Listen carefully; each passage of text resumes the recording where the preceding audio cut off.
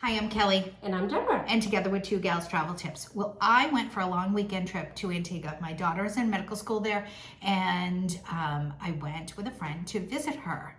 And when I was boarding, or when I was trying to check us in online before, it was saying, no, it's not us, it's not you, it's us, blah, blah, blah, blah. Couldn't check in. So finally we get to the airport. It wouldn't even let me do like some attestation thing about what I was bringing out of the country. So finally we check in, we get that solved. We go and check in, and I now have the dreaded SSSS on my boarding pass. And I didn't notice it really. And then, you know,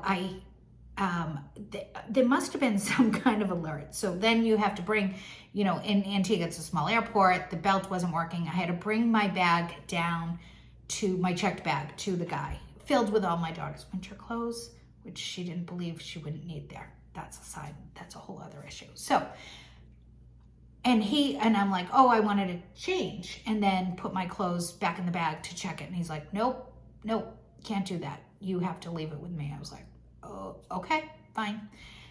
Didn't really think much of it. But I'm seeing everyone else do, you know, go to the bathroom, go bring it to this. I'm the only person that has to bring it to this one guy. And I was like, all right, whatever. What do I care? You know, fine, take it. So then I can hear my name overhead, you know, to come to the gate. So I go to the gate and they're like, oh, you've been randomly selected for an extra security check. So, you know, I did a quick Google while I was waiting. First, they made me wait where they could watch me.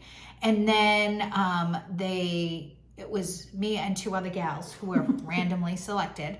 And, you know, I had to sit in a special location before I could go up. So I did a quick Google search, and it says that if you're a frequent international traveler, if you go to places questionable for terror activity, if you buy frequent one-way tickets, or if you pay cash for plane tickets, those are red flags. So I do travel a lot internationally, and I guess you could consider some of the places I've been this year possibly questionable.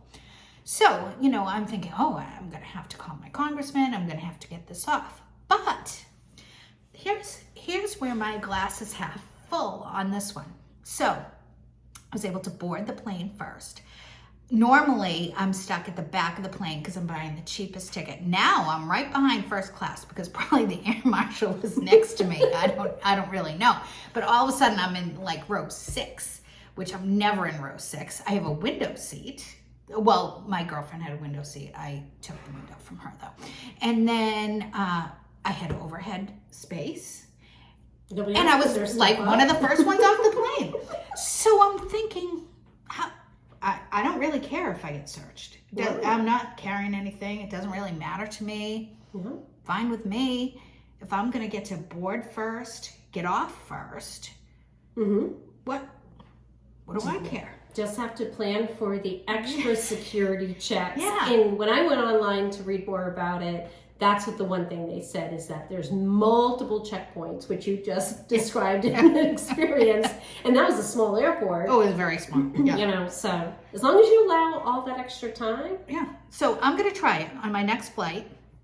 I'm going to just give myself extra time, and I'm going to see if I'm randomly selected again, and if there's a pattern, and you know, I'm going to just go from there and see what happens. I will report back if I find that it's more of a positive than negative, because again, I really don't care if people search my stuff. There's nothing in there that can't be. So anyway, that is it on that, and we will do a follow-up story. I'm going to Fort Lauderdale in the beginning of December, so we will let you know how that goes, and we will see you in the next one.